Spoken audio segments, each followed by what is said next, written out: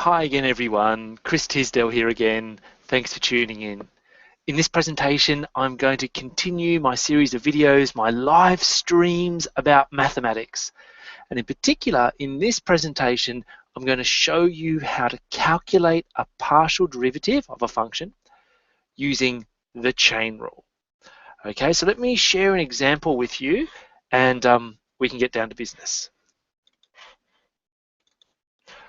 All right, here we are. So we are given a function of two variables. The function is e to the x squared y, and we're asked to calculate two partial derivatives. The partial derivative with respect to x and the partial derivative with respect to y. Okay, so these curly D's means that we're differentiating this function with respect to, say, x, while the other variables assumed to be constant.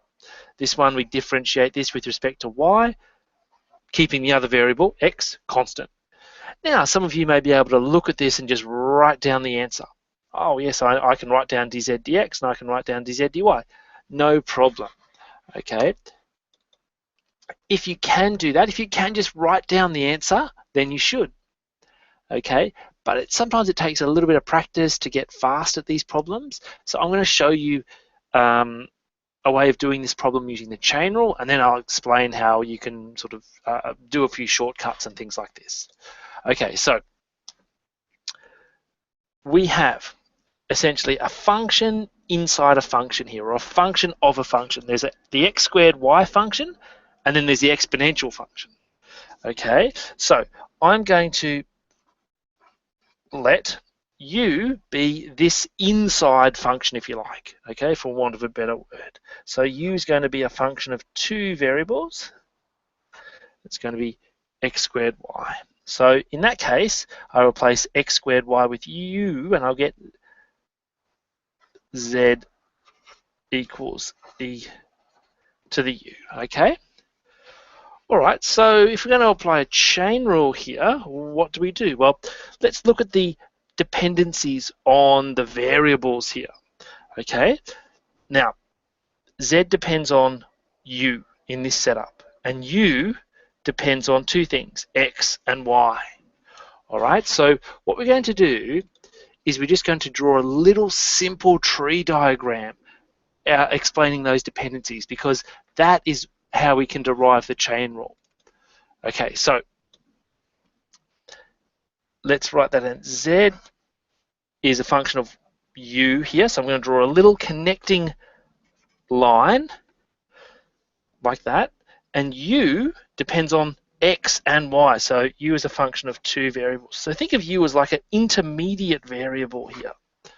All right, now believe it or not, this little tree sort of diagram is the secret to writing down the chain rule. Well, how is that? Well, let's say I wanted to write down the chain rule for dz dx. You start at the top and you find all the paths down to an x. When you go from letter to letter, you write down a derivative. So it's dz du times dx, du dx, all right? So from the chain rule,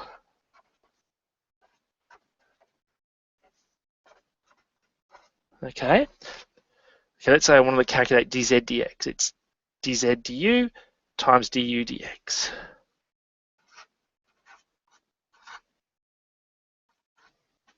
All right, now in this setting, z depends on one thing, an intermediate variable u. So instead of putting curly d's here, we would put straight d's, because z depends on one thing only. And u depends on two things, x and y. So, so I'll need to put in curly d's here. All right, so let's work out this, and multiply them together. And we can do that from this information up here. All right, so if z equals e to the u, what's dz du? Well, the derivative of the exponential is just the exponential, so it's e to the u.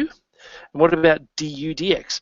Imagine y as a constant and differentiate this normally with respect to x. So the x squared is going to become a 2x, and the y is going to act like a constant. It'll just stay there. So it'll be 2xy.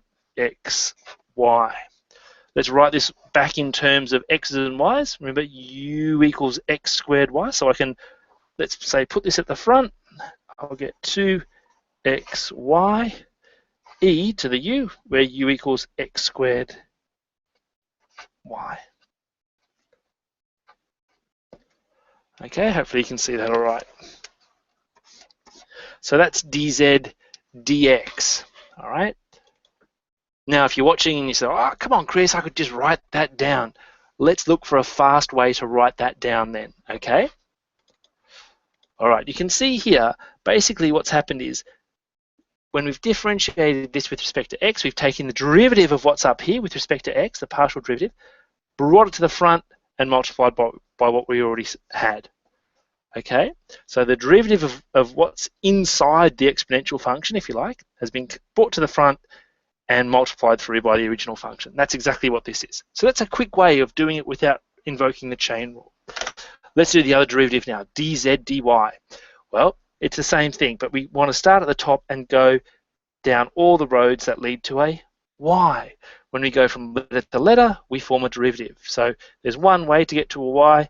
It's going to be dz du times du dx, where the dz du times du dy, where because u depends on two things, the du dy will be a partial derivative.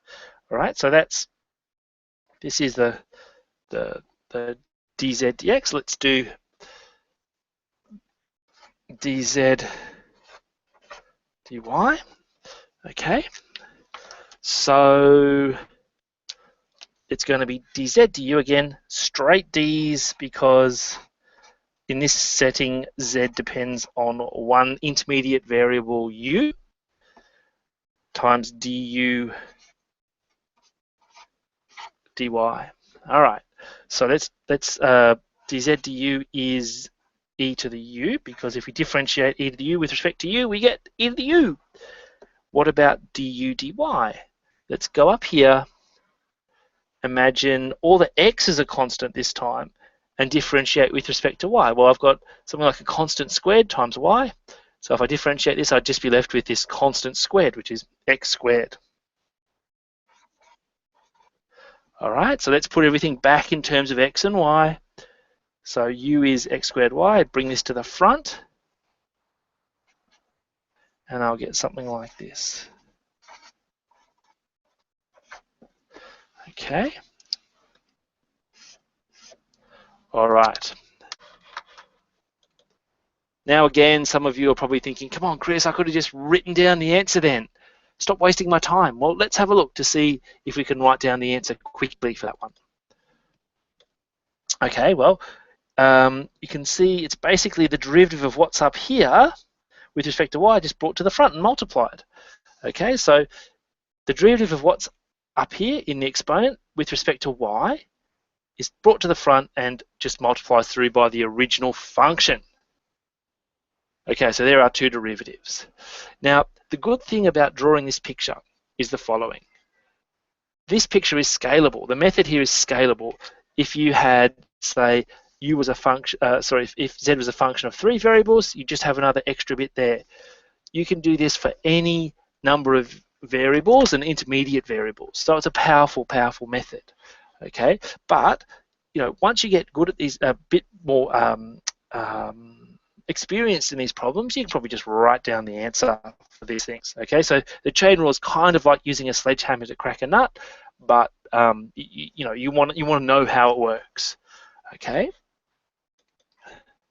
All right, so what have we calculated? We've calculated some partial derivatives, but what do they mean? Well, let me show you. I'll just discuss a little bit of the geometry in this. What does this mean? dz dx equals this. Well, dz dx tells us the rate of change of z with respect to the x variable while holding the other variable y as fixed. Okay, and let's say you put in some values for x and y here. Let's say you put in x equals 1 and y equals 2. What would this number mean then? Well, it would mean that you draw a vertical plane going through the point x equals 1, y equals 2, that'll intersect with this surface to form a curve, and then it'll be the slope of the tangent line of to that intersection. Okay, so here we're assuming that that x varies and y doesn't vary. So the vertical plane that I'm talking about will be parallel to the xz plane, if you like, the vertical xz plane. Okay, so essentially, if you put some values of x and y into here, into this one, you're still getting the slope of a tangent line, just like regular calculus.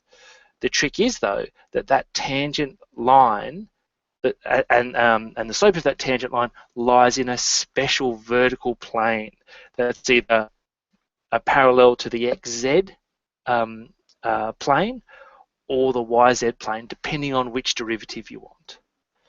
All right. Now I don't have any pictures for that, but if you want some more geometry of that, then you can see some of my other videos. Anyway, hope you enjoyed this presentation. Hope you found it useful. If you have any more questions or comments, I always love to read your comments. If you have any suggestions for a video, I'd love to hear them. Just put them in the comment section below. Thanks for watching. See you all later. Bye.